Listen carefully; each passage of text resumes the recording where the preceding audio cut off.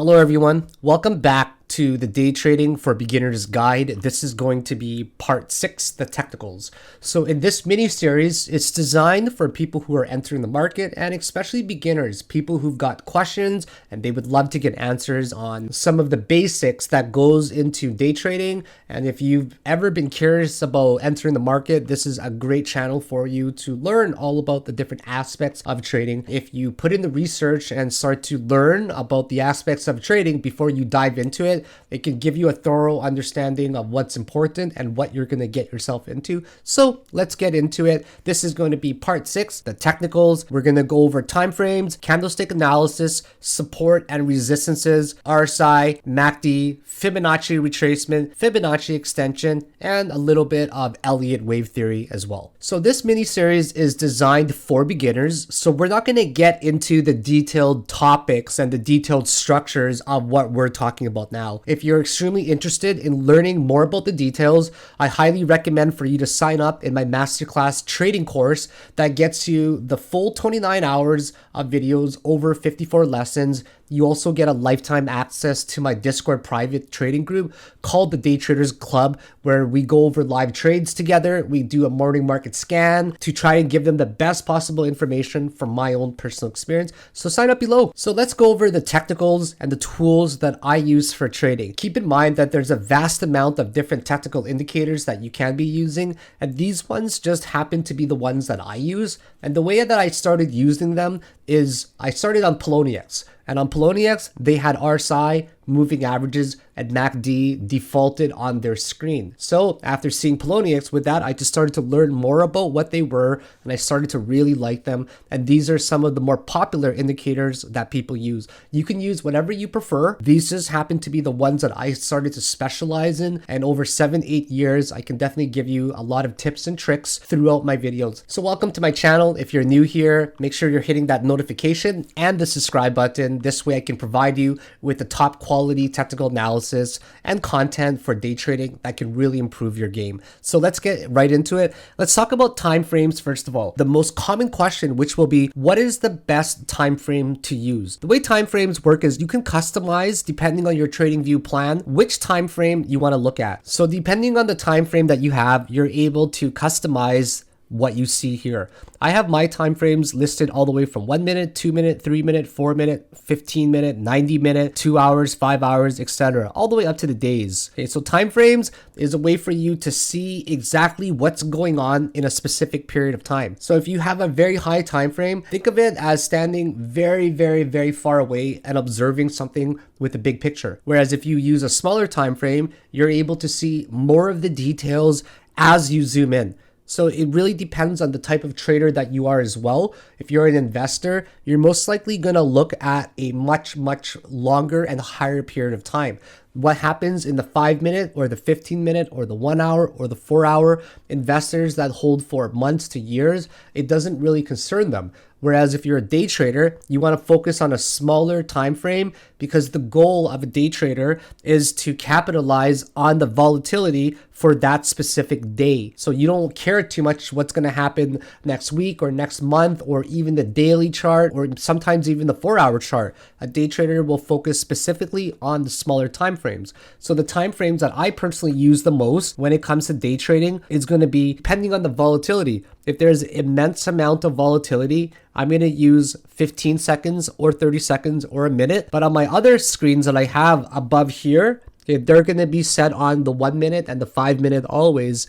So 5 minute and 15 minute, those are my favorite time frames to use when it comes to day trading. Those will be my trigger time frames. A trigger time frame refers to what time frame do you use the most to make decisions on. And then I'll use the lower time frames as well to gauge what's happening on a short period of time so I can zoom in. If you're swing trading, I highly recommend a time frame between, for example, 4 hours and the daily. This is going to give you an idea of a bigger picture. So this is also going to relate to candlestick analysis as well. I'm sure a lot of you have seen these candles when you're looking at charts, and these candles, they tell a story. Every single candle has a different story that tells you what has happened on these specific time frames. It shows you a battle between the bulls and the bears, and the wicks are there to represent which side has lost on these specific time frames. So candlestick analysis and time frames, it gives you a great way to gauge the price action instantaneously. Whereas if you're looking at EMA or MACD, these are lagging indicators, whereas a lagging indicator requires a past subset of data to formulate an average that you see at that given time. So price action analysis and timeframes, it's a great way for you to see instantaneously what is going on. The composition of a candle has the bodies and the wicks. It has the open, the close, the low, and the high. If it's a green candle, the open is where the green candle begins for the body, and the close is where the green body ends. The low is the lowest point of the candle, and the high is the highest point of the candle. So this is the low, this is the open, this is the close, this is the high.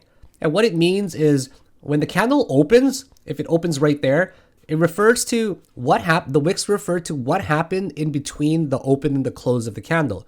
So in this candle, for example, when it first opened, the bears could have pushed them to the downside, and then the bulls pushed them back up. And the wicks represent the place where one side has pushed forward and the other side has defended. And then during the candle, perhaps the bulls, they push them all the way up, all the way up, all the way up over here. And then the bears push them back to the downside over here. So during this candle, the bulls opened there, they pushed all the way up to the top. But over here is where there was a little bit of resistance with the wicks.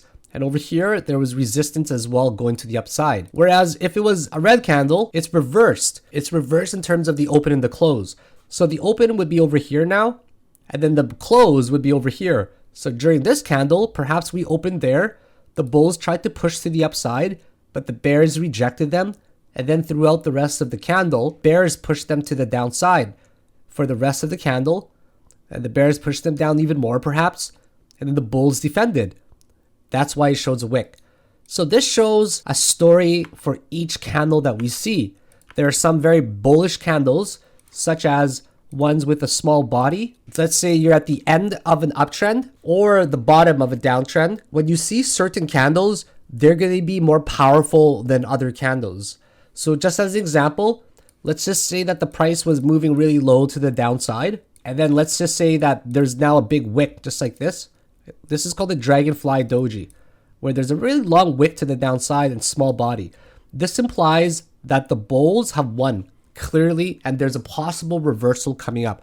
It doesn't guarantee a reversal, but it shows you that the bears have now lost steam. The bears tried to push to the downside, but it actually got defended by the bulls who pushed back up. Hence why there's a massive wick. So a candle like that is an incredible indicator for the bulls are now gaining steam. And if it looks something like that, okay, let's just say there was a big green body, okay, and a wick to the downside. This is called a hammer candle. And let's say if it was a long wick. Well, this is a hammer candle, and these hammer candles are very powerful at the bottom of a downtrend. And vice versa, where if you were now trending to the upside, okay, you were trending to the upside, and let's just say you get a candle like this one. This is called a shooting star candle, and now it's red, and then you get a big wick to the upside, just like that. Okay, let's just say you got one like that. It shows that the bulls tried to push to the top side, but the bears completely defended them. So a candle like that shows you that the bulls have now lost steam. So candlestick analysis is a great way for you to gauge instantaneous price action, and it tells you a story of what's going on right there so you can make a decision, and it tells you the momentum as well for how these trend changes could occur.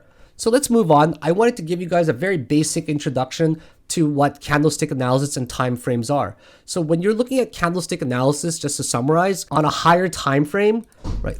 So for example, if you're looking on the daily candle over here, one daily candle, it has 24 hourly candles, or it has 12 2-hour candles, or it has 6 4-hour candles, or it has 4 6-hour candles. So every single time frame that you're looking at, it has a division of a smaller set of candles from a different time frame. So for example, in a 5-minute time frame, you're going to get So for example, on a 5-minute time frame, one candle, which represents 5 minutes, will be equal to 5 candles that represents 1 minute. So if you're looking at a big picture, you want to zoom out to see what's going on. And if you're looking at a smaller picture, you're going to zoom in to see more detail, and the more detail can help you make a decision regarding day trading. So swing traders will use a slightly higher time frame than a day trader, and a day trader will use a slightly lower time frame than both swing traders and investors. All right, the next thing that we'll get into are supports and resistances. Very basic concept. I'm sure that everybody's heard of them before, but the way that I perceive them also has a lot to do with bull traps and bear traps. And also, I don't see resistances as hard resistances at a specific number or supports in that way as well. I see it more as a range, and that's probably a better way to see it. See it as a range rather than a specific hard number, because oftentimes what you'll see is a price break above this resistance only to come back down immediately. And this is a false breakout, also known as a bull trap, where the price looks like it's going to the upside. A lot of bulls will enter, and then what happens is there's a sharp decline in price and it comes right back to the ground. And also supports are the exact same way, where it looks like a support is going to be broken, and then what happens is the bears, they enter short positions, or people, they sell from their long positions only to get trapped at the bottom, because the price, instead of dropping down, it quickly reverses to the upside. Bull traps and bear traps are one of the most common ways that people lose money in the market. So identifying these supports and resistances, having a really good stop loss, using other factors such as ATRs, or having an exact exit strategy, that's going to help you prevent these types of losses in the future. So the way that I see a resistance is a roof. A roof is the best way to explain it, where there's people just pushing on this roof, and one of two things could happen. There's too many people standing on the other side and they hold down the weight, and when people are trying to break off the roof, there's just not enough pressure to break. And then what happens is all the people that have been stacking and stacking to try to break it, they just end up collapsing, and there's momentum loss, and this resistance gets upheld for another day. So every time we want a new all-time high, of course, a resistance break has to occur. And as for support, the same thing as well. There's people jumping on the floor that you're on now. But hey, maybe there's people in the basement and they're holding up that floor, and there's not enough people jumping on it for it to actually fall through. In fact, sometimes instead of falling through, it's going to be like a launch pad, where the people are pushing so hard from the bottom, and the people jumping, they can't break it, but the people pushing, it's so hard that it ends up propelling them like a launch pad to break to newer heights. So supports and resistances can come in many ways. It can also come in a sloped form. Let me show you as an example on a coin called Ape that I've been looking at. So these guys can definitely come in a support, a sloped form. So if you take a look at Ape, this long time trending resistance, and you also see this support right here as well. And generally when one of these breaks, I like to long it or short it, especially if it's a long-term trend. And these can happen all the time, where there's a steady movement. Like just as an example, this guy right here, okay, this was a trend line that looks like that. I'm gonna go back to this specific section. Let's go to a lower time frame. And what we see is that this support held for a long time in this manner, right? Do you see it? And then when it breaks there, people are very inclined to enter position. But what they do is before they enter it, they let it break first, go back up, retest it, and then after that, they enter it. So if you had entered a short from up there, you'd be in profit quite a bit significantly right now. So Ape is a phenomenal example to show you how sloped trend lines can come in multiple ways. So I believe there was another one here as well. Yeah, this one right here, where this was a sloped trend line, broke to the upside there, right? It doesn't quite, or breaks to the downside. Actually, it was this guy right there, okay? So this one was sloped just like that. Let's go to a lower time frame so you can see it better. This slope trend line, it's not the most perfect one, but nevertheless, it holds. You can even draw it like that if that works better, or even something like this. So when it breaks, these slope supports, they fall down pretty hard, and boom, that's how you end up riding it. So once again, just to summarize, supports and resistances don't have to come in the horizontal form only.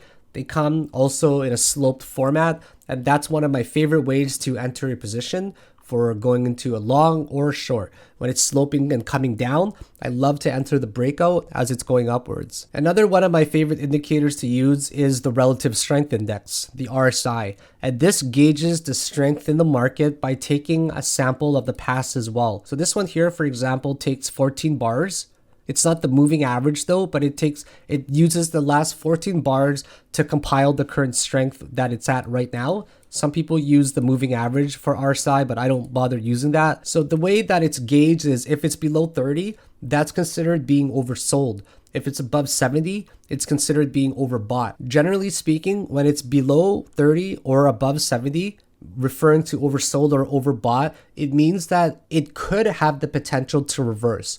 It's not necessarily guaranteed, but what I do is I hunt for these oversold and overbought regions. This way I can identify coins that have too much strength and they might be losing strength, so a drop can happen, or a coin that has too little strength, and because it's so low on the RSI that it has the potential of bouncing to the upside. What I like to do is I like to look for RSI using my crypto screener. So just for example, I'm using the RSI under 30 over 70 screener.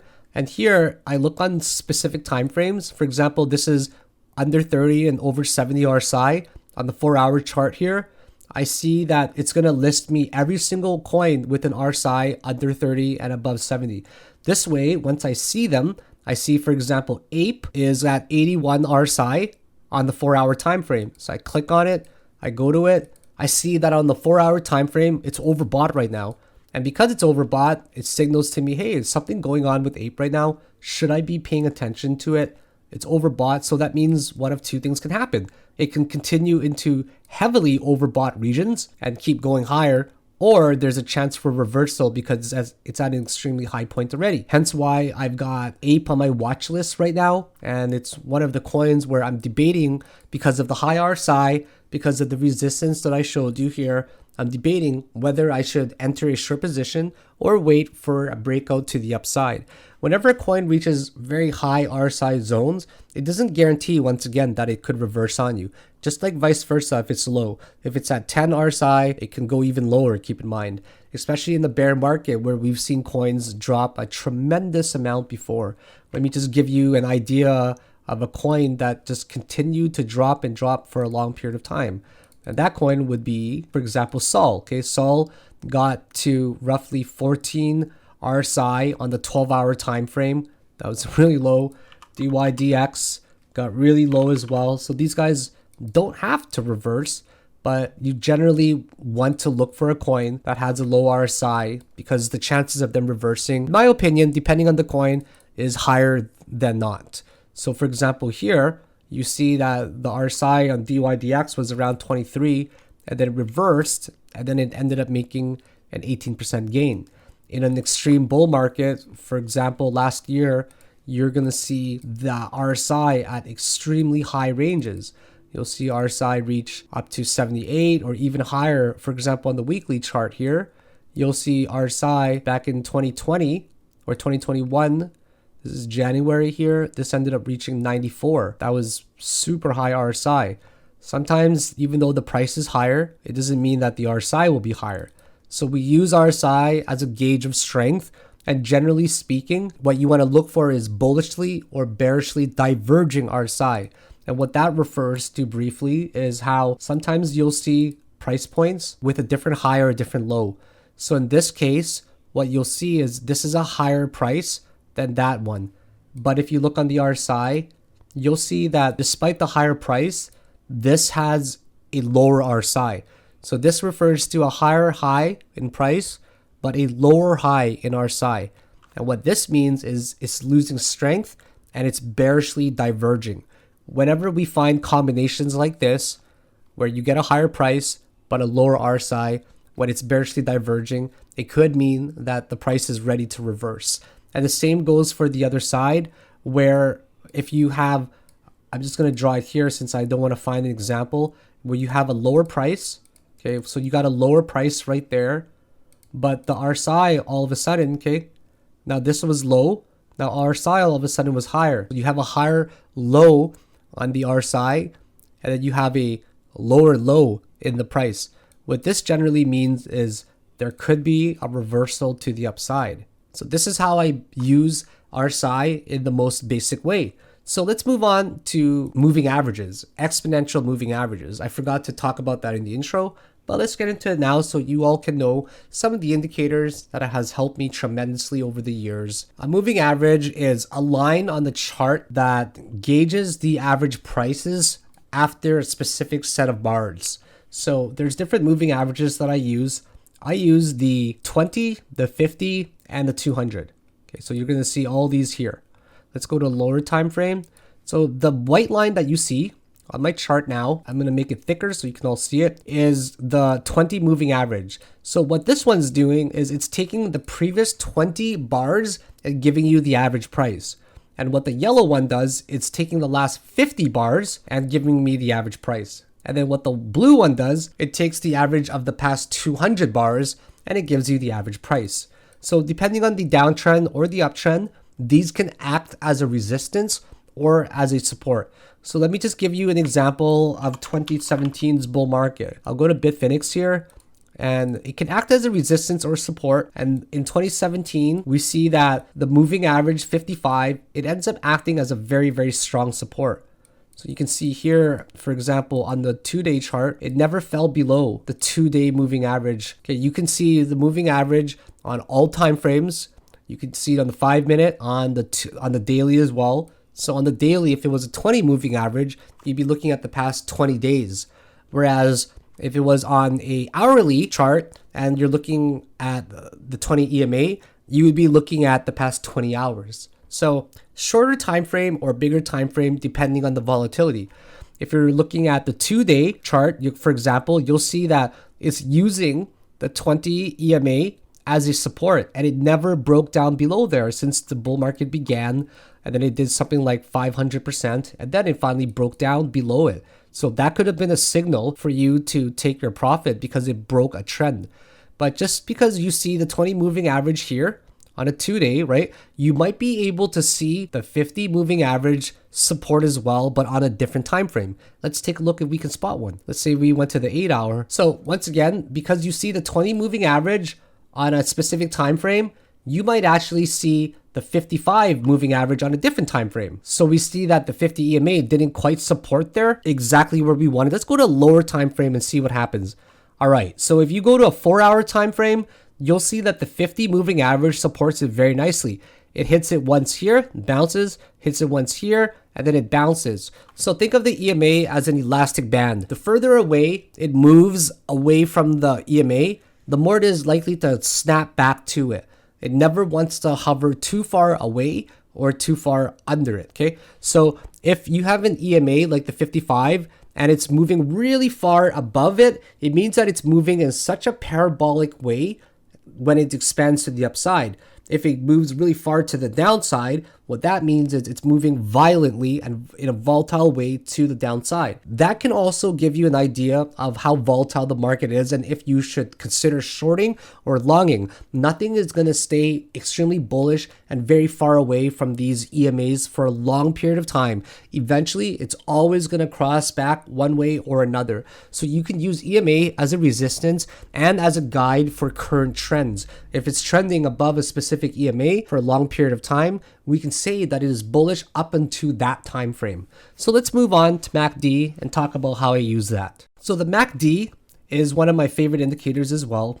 It's called the moving average convergence divergence. And then there's a line in the middle here. Okay, this line right here, the middle line that goes left and right, this is called the x-axis or the zero line. Then the blue line and the red line, there's one fast moving line and one slow. The fast one moves at a 12 moving average and the slow one is a 26. Okay, so you'll see that the fast one that moves, it crosses more. So the fast one here is going to be the blue line. So the blue line is the faster one at 12 moving average, and the red line is the slower moving average at 26. So the blue line is generally going to cross back and forth with the red line. And then it's going to go from bullish side to bearish side. So it's going to oscillate back and forth, up and down. And the way that I use MACD is as a gauge for the momentum. It's a lagging indicator because it uses an average and a moving average. So you're not going to get the best results if you're using only MACD to trade. So for example, when it's really high on a bullish side, what you're going to see is the MACD hover really high above the 0 line. And if it's extremely bullish, what you'll see is it's going to be far away, a great distance between the 0 line and also the top. So the more it expands and there's more movement, it's going to move further up like that. But eventually, everything's going to crash back down. It's just the nature of how the MACD is. It acts just like an EMA, where if it goes too far, it's going to eventually go back to the 0 line. If it's too bullish, it's eventually going to crash right back and cross it. Look, just to give you an example, okay? So we're bar replaying it now, and we're going to see it come to the middle and just crash down. See that? So we see this here as we're replaying it. So now it went from the high side, tried to stay above it, but it couldn't, and then it crashes below. And then the histogram, what it tells you is the difference between these two lines. So for example, if the fast moving line is below the red line, the histogram will be negative. If the fast moving line, the blue line, is above the red line, it's going to be positive. Okay. So generally speaking, if the blue is above, it means that we're going to the upside. If the blue is to the bottom, we're heading to the downside. If there's a fight where there's a small peak like this, it means it's figuring out what it's going to do, and eventually one side will win. So I like to use MACD combining it with RSI because it gives me a really good gauge of the possible momentum that it could shift. So just to give you an example, if we were to go back to the normal timeframes here, whenever something is hovering really low below the MACD for a long period of time on the negative side, it has a likelihood to rally. So just for example, this has been on the negative side for a long time, very long. And the lower it is, the more likely it is to just snap back, and vice versa. If it's on the high side and also extremely high for a long period of time, it's more likely to snap back down and cross over as well. So these are two really good examples to show you here, where this movement between that range, it was negative, right? It trends like that, and then it breaks to the upside. And if you notice that this right here trends too high, it wants to snap back down. And that's where the bearish pressure started coming to the downside.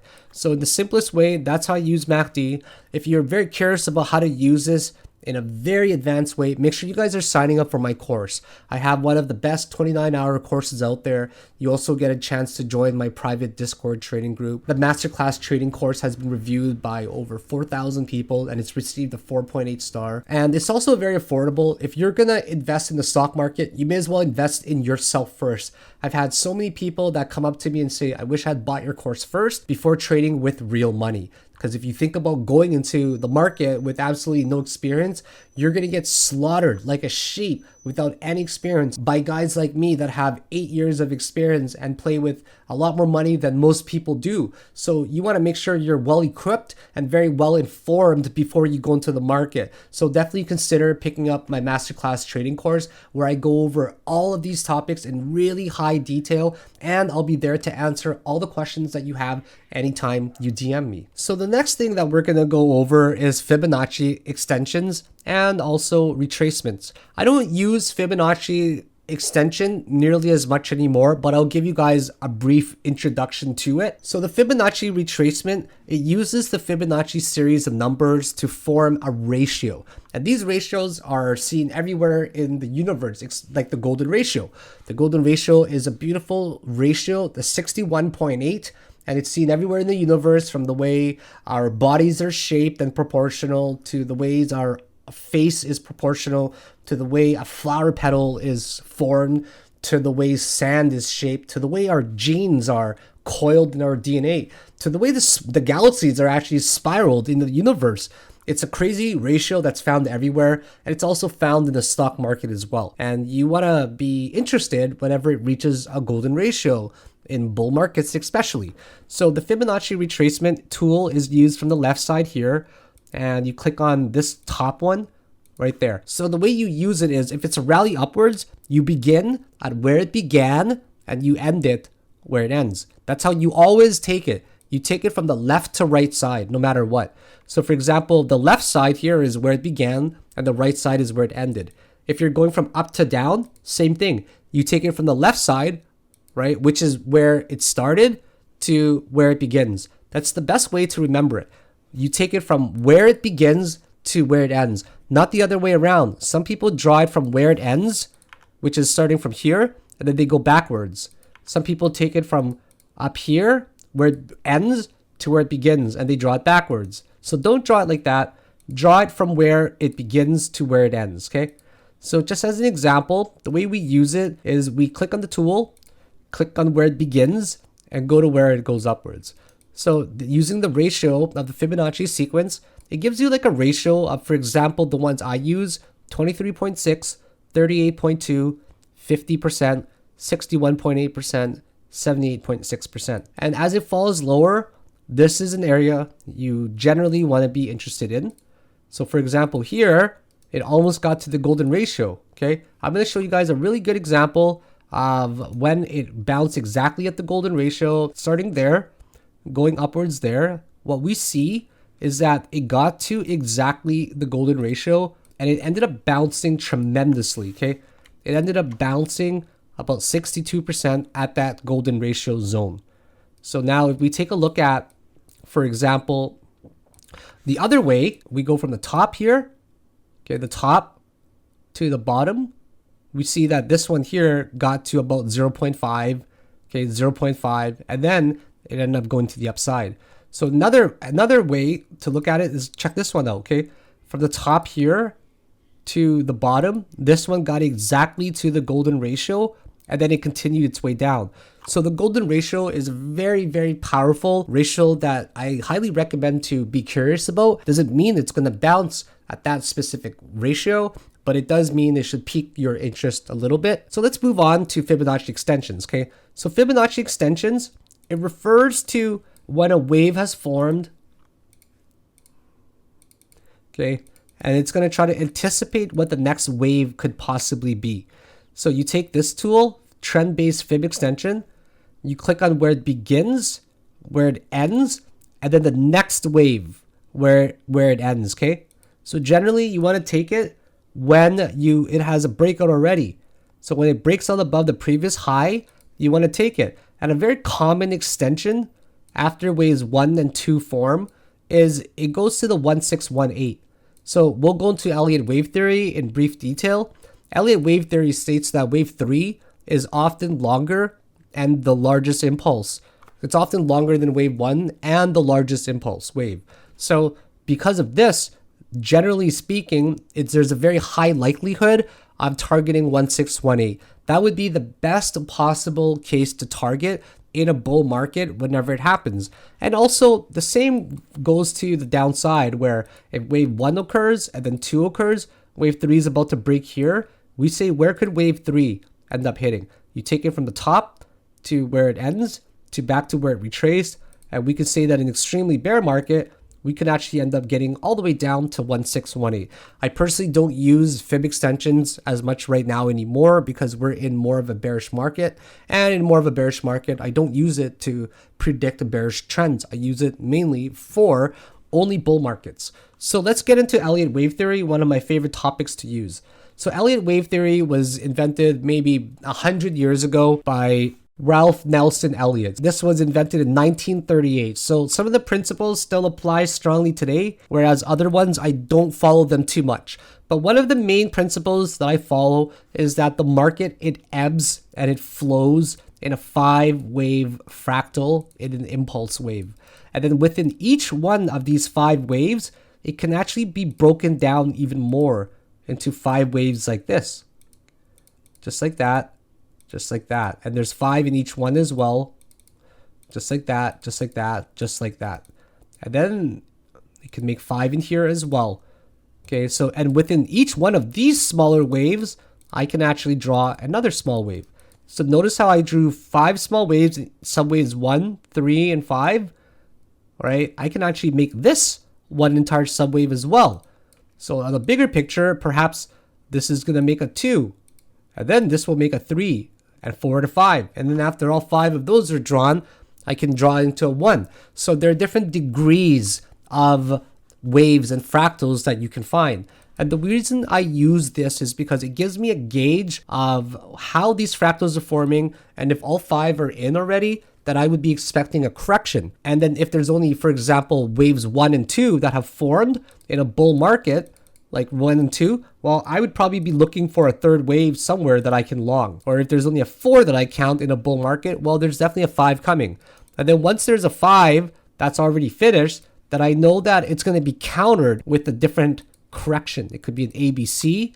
It can be an A, B, C, D, E. I highly recommend for you to take a look at the Elliott Wave Principle book it's by AJ Frost and Robert Precher. It's a really, really good book. It's about 350 pages long. I just wanted to give you guys a very quick introduction to what Elliott wave theory is. It's just a way to count fractals. It's seen in every single market. So these were the main topics that I wanted to let you know about the tools that I use. There's much, much more detail to them. In my course, I go over each topic and I spend about an hour and a half on each topic, and I talk about how to use them thoroughly. I talk about good use cases, when not to use them, advanced strategies for using them as well. And I hope that this gave you a really good overview of the kind of analysis that I use for my trades, especially if you're a newer trader. Hey, that's what this series is designed for. It's to give you an overview of everything that I do and to give you an introduction to day trading so you can know and be more informed before you make the decision to commit full-time or not.